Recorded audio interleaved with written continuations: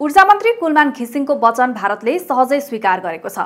अन्तर्राष्ट्रिय सौर्य गठबन्धन आईएसए को 8औं सभामा सहभागी हुन भारतको नयाँ दिल्ली पुगेका कुलमानले भारतीय समकक्षी मनोहरलाल खट्टरसँग विद्युत निर्यात स्वीकृतिको प्रक्रियालाई सरलीकृत गरिदिन आग्रह गरेका थिए।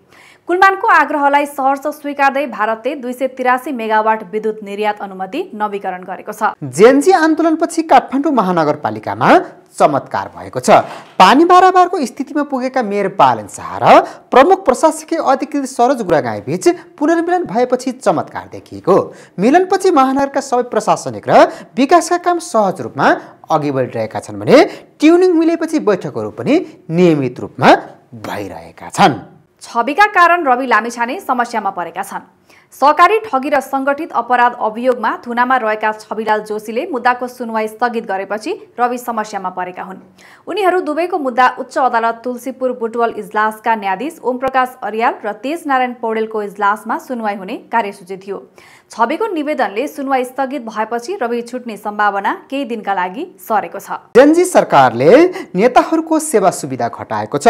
मन्त्री परिषदबाट निर्णय गर्दै सरकारले संघीय संसदका पदाधिकारी तथा सदस्यहरूको पारिश्रमिक र सुविधा घटाएको। निर्णय अनुसार संसदका पदाधिकारी तथा सदस्यको सचिवालयको संख्या घटाइएको सञ्चार तथा सूचना प्रविधि मन्त्री जगदीश खरेलले बताएका छन्। सुशीला कार्की नेतृत्वको सरकार ढालेर नयाँ सरकार बनाउन जेएनजीको एक समूह सक्रिय भएको छ। कार्की नेतृत्वको सरकारलाई राजनीतिक दलहरूको समर्थन नरहेको बताउँदै राजनीतिक दल, नागरिक समाज र जेएनजी प्रतिनिधि सम्मिलित उच्च स्तरीय समन्वय समिति मार्फत नयाँ सरकार गठनको प्रक्रिया सुरु भएको।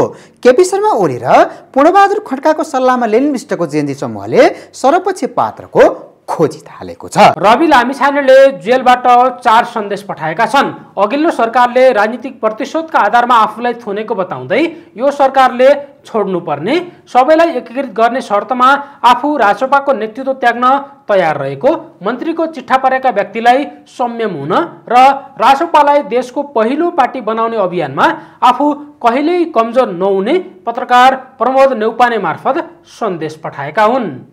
ज्ञानेन्द्र साईले रक्षा बमलाई पक्राउ गर्न माग गरेका छन्। भ्रष्ट नेताहरूको घर जलाउनेलाई सरकारले पक्राउ गरेको बताउँदै घुमाउरो पारामा सिंहदरबार जलाउने रक्षा बमलाई पक्राउ गर्न माग गरेका हुन्। रक्षा बमलाई प्रधानमन्त्री सहितको छलफलमा सहभागी गराएकोमा समेत उनले आपत्ति जनाएका छन्। भदौ 24 गते रक्षा बमले सिंहदरबार जलेपछि उत्सव मनाएको फोटो भिडियो सार्वजनिक भएका थिए। म लडाकु हुँ, मेरो हजुरआमा पनि लडाकु हुनुहुन्थ्यो, म चुनाव गराएरै छोड्छु, यो डायलग हो प्रधानमन्त्री सुशीला कार्कीको।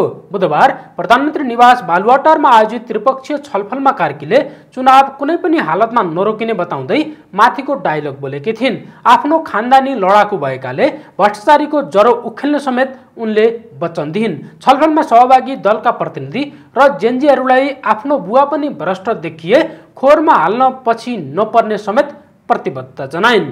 प्रधानमन्त्रीको चट्टानी अडानले गृहमन्त्री ओमप्रकाश अर्यालको पद जोगिएको छ। बालेनले गृहमन्त्री हटाउन प्रधानमन्त्री सुशीला कार्कीलाई दबाब दिएको भन्दै सार्वजनिक समाचार खण्डन भएपछि अर्यालको पद जोगिएको हो। प्रधानमन्त्रीको सचिवालयले विज्ञप्ति निकाल्दै बालेनले गृहमन्त्रीलाई हटाउन दबाब नदिएको जनाएको छ।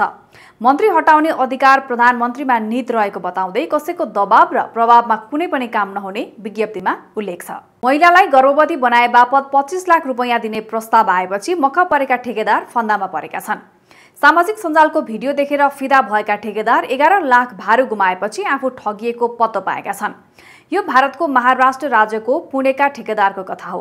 आफू ठगिएको थाहा पाएपछि उनले प्रहरीमा उजुरी दिएका छन्। यस्ता विभिन्न प्रलोभन देखाएर नेपालमा पनि ठगी भइरहेको छ।